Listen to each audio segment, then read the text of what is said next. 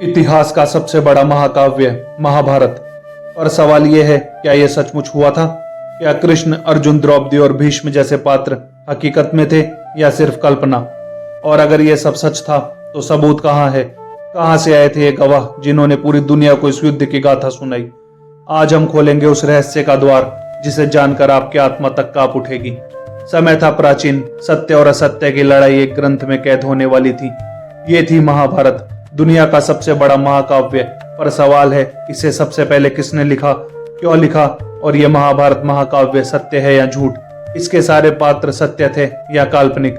इन सारे सवालों के जवाब जानने के लिए वीडियो को अंत तक जरूर देखें। ये थे भीष्म के सौतेले भाई वेदव्यास, जिनकी दिव्य दृष्टि से पूरा युग दर्शन स्पष्ट था। उन्होंने देखा पांडव और कौरवों का जन्म, द्रौपदी का अपमान, कुरुक्षेत्र का महासंग्राम और अंत में धर्म की विजय। पर इतना विशाल इतिहास कौन लिखे? वेदव्यास ने पुकारा और प्रकट हुए देवों के देव श्री गणेश। भगवान गणेश ने गूंजती हुई आवाज में कहा, व्यास, मैं लिखूंगा, पर शर्त है, तुम बिना रुके बोलोगे। वेदव्यास ने कहा, भगवान, मेरी भी एक शर्त है, आप बिना समझे लिखेंगे नहीं। भगवान गणेश अपना दांत तोड़कर कलम बनाते हैं और लिखना शुरू करते हैं, और इस प्रकार शुरू हुई महाभारत की रचना। वेदव्यास बोलते गए, गणेश लिखते गए और इतिहास अमर हो गया।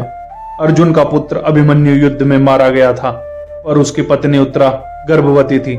युद्ध के बाद अश्वत्थामा ने ब्रह्मास्त्र से उत्तरा के गर्भ में पल रहे बच्चे को मारना चाहा। तब भगवान श्री कृष्ण ने अपने दिव्य बल से उस बच्चे को बचाया। वही बच्चा था राजा परीक्षित, जिसे पांडवों ने हस्तिनापुर का उत्तराधिकारी बनाया। और इसी परीक्षित की एक गलती की वजह से कलयुग का आगमन हुआ था।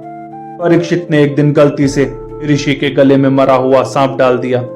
ऋषि के पुत्र ने राजा परीक्षित को श्राप दिया कि 7 दिन में तुम्हारी मृत्यु तक्षक नाग के डसने से होगी। और 7वें दिन तक्षक नाग ने परीक्षित को डस लिया। यह घटना कलयुग की सच्ची शुरुआत मानी जाती है। परीक्षित को जब मृत्यु का श्राप मिला तो उन्होंने गंगा किनारे महर्षि शुकदेव से भगवत कथा सुनी। 7 दिन तक कथा सुनते सुनते परीक्षित ने मृत्यु का स्वागत किया। यही कथा बाद में श्री भगवत पुराण कहलाई। युद्ध के बाद जब कलयुग का आगमन हो गया, तभी महर्षि वेदव्यास ने महसूस किया कि लोगों की स्मृति कमजोर होती जाएगी। इसलिए उन्होंने वेदों को विभाजित किया और महाभारत जैसे ग्रंथ को लिखित रूप में स्थापित किया, ताकि आने वाली पीढ़ियां धर्म और अधर्म का अंतर जान सके। महर्षि वेदव्यास ने महाभारत को अपनी आंखों से होता देखा था और त्रिकालदर्शी भी थे।